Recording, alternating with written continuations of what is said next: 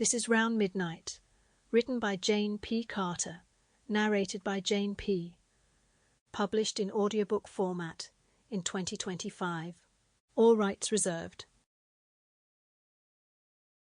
This book is dedicated to real heroes, fearless leaders doing the right thing. There's no wrong time to do the right thing. Chapter 1. Does light come quickly after the end of darkness?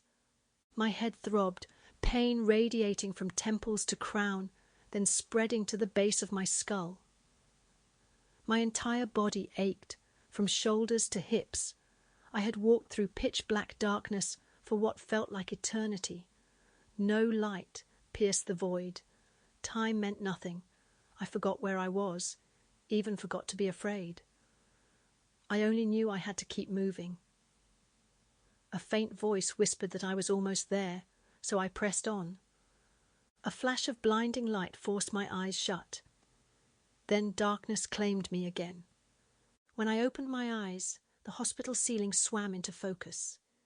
But something felt different. Not just my body, but my mind. The pain had faded to bone-deep fatigue. I tried lifting my arms. They barely responded. My legs beneath the blanket shifted slightly. Though my limbs felt like lead weights, at least they were still there. My body ached from lying motionless for too long, buried in that endless darkness. I couldn't remember why I was here. My hands were too weak to press the nurse call button. The wall clock read 12 o'clock, but the numbers blurred together. Harsh daylight stabbed my eyes, so I let them close again, my mind drifting beyond my useless body.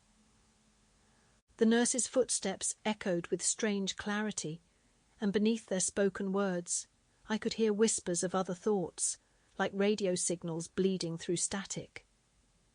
I dismissed it as medication-induced confusion, but deep down I knew something had fundamentally changed during my time in the darkness. Days blurred in the hospital's sterile haze, my body weak, but my mind sharp with voices no one spoke. As I lay in the hospital bed, a familiar voice broke through the haze. "Jenny!" Dorian Chase stood at the door, his handsome face worn but smiling. Those dimples I'd missed. My throat rasped, barely forming his name. He rushed to me, gripping my hand, his warmth pulling me from the void. "You're awake," he whispered, kissing my cheek. I nodded, tears blurring my vision. Sample complete.